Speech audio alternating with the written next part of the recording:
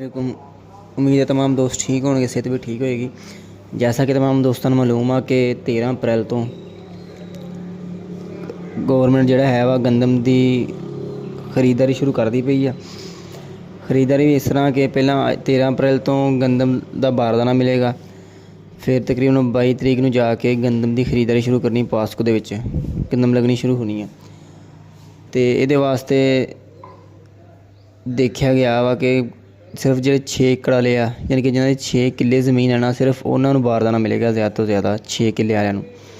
जो उस तो उपर होणगे उन्होंने बारदाना नहीं मिलना। नाले इस हिसाब नाल बारदाना मिलेगा, जो बंदा पहला आएगा जमींदार उन्होंने मिल जाएगा, जो बकाया रह जाएंगे वो रह जाएंगे। अगर देखा जाए तो गंदम का रेट 32-3300 बनने की वजह यही बनती पई है, क्योंकि फ्लोर मिलर ने सारे को खरीदारी का आर्डर देता, वो खरीदारी कर सकते, फिर एक ज़िले तो दूसरे ज़िले भी गंदम जा सकती है। लेकिन जो गौरमेंट ही 3900 रुपये रेट दे के नहीं खरीदेगी, वो 6 एकड़ तो प्लस वाले नहीं खरीदेगी, 6 एकड़ तो चलो ले लेगी, लेकिन उतले नहीं लेगी तो गंदम का रेट उन्हें डाउन ही करना ना, क्योंकि उन्होंने बंदे ने जो गंदम सेल करनी है उन्होंने 50-100 का देखने नहीं, और फिर गंदम रेट घटा के सेल करनगे, क्योंकि गौरमेंट ने तो ज़्यादा गंदम लैनी नहीं। फिर इस हिसाब नाल अगर पिछले साल देखा जाए, पिछले साल इस तरह से गंदम मार्केट के एडी है नहीं सी, काश्त घट सी, तो जो बंदा बारदाना लैन जाता से सगों पास को तरले करते सी, यार जिन्ने मर्जी लाई आ, 50 जिथे तोड़े चाहिए सी 100 दे देंदे धक्के ना, यार लाई आ गंदम लिया के दे सानू। ठीक है, पटवारी भजे फिरते से अगे पिछे, गौरमेंट के बंदे भजे फिरते छापे मारते फिरते सी, गंदम दिओ जी गंदम दिओ, रखने नहीं देंदे। लेकिन हुण ऐतकी पोजीशन होर आ, ऐतकी तो इन्होंने जिमीदार ने तरले करने भी साड़ी गंदम लै लवो जो हालात की बनने, क्योंकि 20,000 मैट्रिक टन गंदम सिर्फ गौरमेंट ने लैनी है। बकाया इन्नी जी गंदम की काश्त हुई वो जानी किधर आ, मिलों ने लैनी है, मिलों ने तो आपदे आराम सुकून लैनी गंदम, पूरा सीजन गंदम ही मिलनी उन्होंने।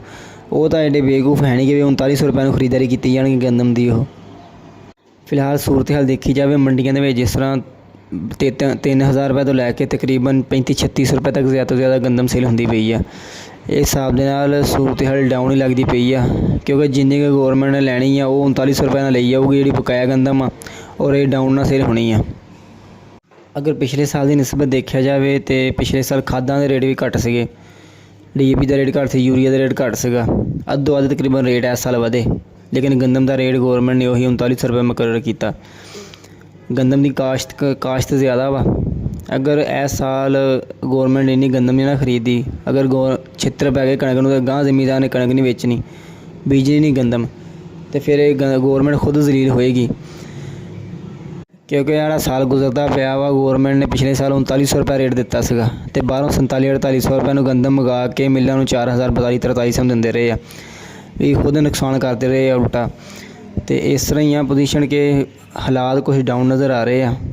अगर खरीदारी चंगी करेगी गौरमेंट तो रेट चंगा बन जाना, अगर यही ढिले रहे तो फिर कुछ चांस एडे है नहीं कि रेट बहुत ज़्यादा 3900 रुपये प्लस बन जाएगा, वही रेट 3500-3600 तक ही रहना वा फिर।